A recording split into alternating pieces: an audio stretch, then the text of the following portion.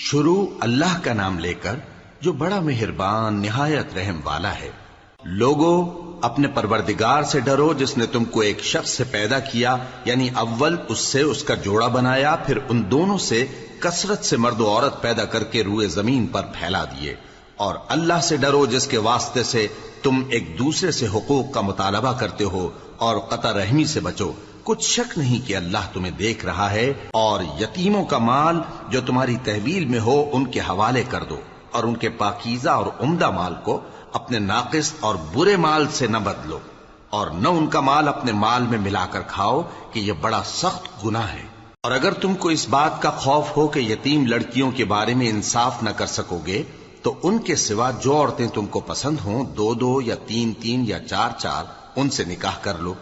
اور اگر اس بات کا اندیشہ ہو کہ کئی عورتوں سے انصاف نہ کر سکو گے تو ایک ہی عورت سے نکاح کرو یا باندی سے تعلق رکھو جس کے تم مالک ہو، اس طرح تم بے انصافی سے بچ جاؤ گے۔ اور عورتوں کو ان کے مہر خوشی سے دے دیا کرو، ہاں اگر وہ اپنی خوشی سے اس میں سے کچھ تم کو چھوڑ دیں تو اسے مزے سے کھا لو۔ اور کم عقلوں کو ان کا مال جسے اللہ نے تم لوگوں کے لیے سبب معیشت بنایا ہے مت دو، ہاں اس میں سے ان کو کھلاتے اور پہناتے رہو اور ان سے معقول بات کہتے رہو۔ اور یتیموں کو بالغ ہونے تک کام کاج میں مصروف رکھو اور جانچتے رہو، پھر بالغ ہونے پر اگر ان میں عقل کی پختگی دیکھو تو ان کا مال ان کے حوالے کر دو، اور اس خوف سے کہ وہ بڑے ہو جائیں گے، یعنی بڑے ہو کر تم سے اپنا مال واپس لے لیں گے، اس کو فضول خرچی اور جلدی میں نہ اڑا دینا۔ اور جو شخص آسودہ حال ہو اس کو ایسے مال سے قطعی طور پر پرہیز رکھنا چاہیے، اور جو ضرورت مند ہو وہ مناسب طور پر یعنی بقدر خدمت کچھ لے لے۔ اور جب ان کا مال ان کے حوالے کرنے لگو تو گواہ کر لیا کرو، اور حقیقت میں تو اللہ ہی گواہ اور حساب لینے والا کافی ہے۔ جو مال ماں باپ اور رشتہ دار چھوڑ مریں، تھوڑا ہو یا بہت، اس میں مردوں کا بھی حصہ ہے اور عورتوں کا بھی، یہ حصے اللہ کے مقرر کیے ہوئے ہیں۔ اور جب میراث کی تقسیم کے وقت غیر وارث رشتہ دار اور یتیم اور نادار لوگ آ جائیں تو ان کو بھی اس میں سے کچھ دے دو اور ان سے معقول بات کہو۔ اور ایسے لوگوں کو ڈرنا چاہیے جو ایسی حالت میں ہوں کہ اپنے بعد ننھے بچے چھوڑ جائیں اور ان کو ان کی نسبت خوف ہو کہ ہمارے مرنے کے بعد ان بیچاروں کا کیا ہوگا۔ پس چاہیے کہ یہ لوگ اللہ سے ڈریں اور درست بات کہیں۔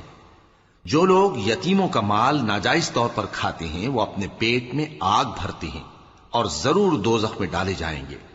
اللہ تمہاری اولاد کے بارے میں تم کو ارشاد فرماتا ہے کہ ایک لڑکے کا حصہ 2 لڑکیوں کے حصے کے برابر ہے، اور اگر اولاد میت صرف لڑکیاں ہی ہوں یعنی 2 یا 2 سے زیادہ تو کل ترکے میں ان کا 2/3 ہے، اور اگر صرف ایک لڑکی ہو تو اس کا نصف ہے۔ اور میت کے ماں باپ کا یعنی دونوں میں سے ہر ایک کا ترکے میں 6واں حصہ ہے، بشرطے کہ میت کی اولاد ہو۔ اور اگر اولاد نہ ہو اور صرف ماں باپ ہی اس کے وارث ہوں تو 1/3 ماں کا حصہ ہے، اور اگر میت کے بھائی بھی ہوں تو ماں کا 6واں حصہ ہوگا۔ اور یہ تقسیم ترکہ میت کی وصیت کی تعمیل کے بعد جو اس نے کی ہو یا قرض کے ادا ہونے کے بعد جو اس کے ذمے ہو عمل میں آئے گی۔ تم کو معلوم نہیں کہ تمہارے باپ دادوں اور بیٹوں اور پوتوں میں سے فائدے کے لحاظ سے کون تم سے زیادہ قریب ہے۔ یہ حصے اللہ کے مقرر کیے ہوئے ہیں، اور اللہ سب کچھ جاننے والا ہے، حکمت والا ہے۔ اور جو مال تمہاری بیویاں چھوڑ مریں اگر ان کی اولاد نہ ہو تو اس میں سے نصف تمہارا ہے، پھر اگر ان کی اولاد ہو تو ترکے میں تمہارا حصہ 1/4 ہے، لیکن یہ تقسیم وصیت کی تعمیل کے بعد جو انہوں نے کی ہو یا قرض کے ادا ہونے کے بعد جو ان کے ذمے ہو کی جائے گی۔ اور جو مال تم مرد چھوڑ مرو اگر تمہاری اولاد نہ ہو تو تمہاری بیویوں کا اس میں 1/4 حصہ ہے، پھر اگر تمہاری اولاد ہو تو ان کا 8واں حصہ ہے۔ یہ حصے تمہاری وصیت کی تعمیل کے بعد جو تم نے کی ہو اور ادائے قرض کے بعد تقسیم کیے جائیں گے۔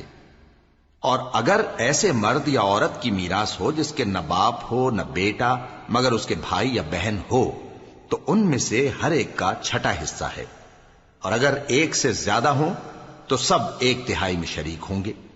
یہ حصے بھی بعد ادائے وصیت و قرض بشرطے کہ ان سے میت نے کسی کا نقصان نہ کیا ہو تقسیم کیے جائیں گے۔ یہ اللہ کا فرمان ہے، اور اللہ نہایت علم والا ہے، بردبار ہے۔ یہ تمام احکام اللہ کی حدیں ہیں، اور جو شخص اللہ اور اس کے پیغمبر کی فرما برداری کرے گا اللہ اس کو بہشتوں میں داخل کرے گا جن میں نہریں بہہ رہی ہیں، وہ ان میں ہمیشہ رہیں گے، اور یہ بڑی کامیابی ہے۔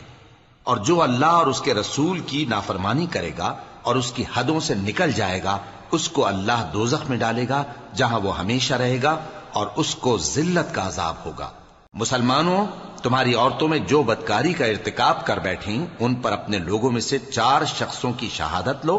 اگر وہ ان کی بدکاری کی گواہی دیں تو ان عورتوں کو گھروں میں بند رکھو یہاں تک کہ موت ان کا کام تمام کر دے، یا اللہ ان کے لیے کوئی اور سبیل پیدا کرے۔ اور جو 2 مرد تم میں سے بدکاری کریں تو ان کو ایذا دو، پھر اگر وہ توبہ کر لیں اور نیکوکار ہو جائیں تو ان کا پیچھا چھوڑ دو۔ بے شک اللہ توبہ قبول کرنے والا ہے، مہربان ہے۔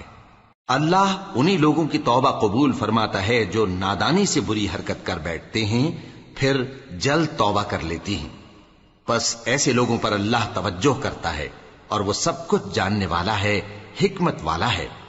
اور ایسے لوگوں کی توبہ قبول نہیں ہوتی جو ساری عمر برے کام کرتے رہیں یہاں تک کہ جب ان میں سے کسی کی موت آ موجود ہو تو اس وقت کہنے لگے کہ اب میں توبہ کرتا ہوں۔ اور نہ ان کی توبہ قبول ہوتی ہے جو کفر کی حالت میں مریں۔ ایسے لوگوں کے لیے ہم نے دردناک عذاب تیار کر رکھا ہے۔ مومنوں، تم کو جائز نہیں کہ زبردستی عورتوں کے وارث بن جاؤ، اور دیکھنا اس نیت سے کہ جو کچھ تم نے ان کو دیا ہے اس میں سے کچھ لے لو، انہیں گھروں میں مت روک رکھنا۔ ہاں، اگر وہ کھلے طور پر بدکاری کی مرتکب ہوں تو اور بات ہے، اور ان کے ساتھ اچھی طرح سے رہو سہو۔ پھر اگر وہ تم کو ناپسند ہوں تو عجب نہیں کہ تم کسی چیز کو ناپسند کرو اور اللہ اس میں بہت سی بھلائی پیدا کر دے۔ اور اگر تم ایک عورت کو چھوڑ کر دوسری عورت کرنی چاہو اور پہلی عورت کو ڈھیر سا مال دے چکے ہو تو اس میں سے کچھ مت لینا، بھلا تم بہتان لگا کر اور کھلا گناہ کر کے اپنا مال اس سے واپس لو گے؟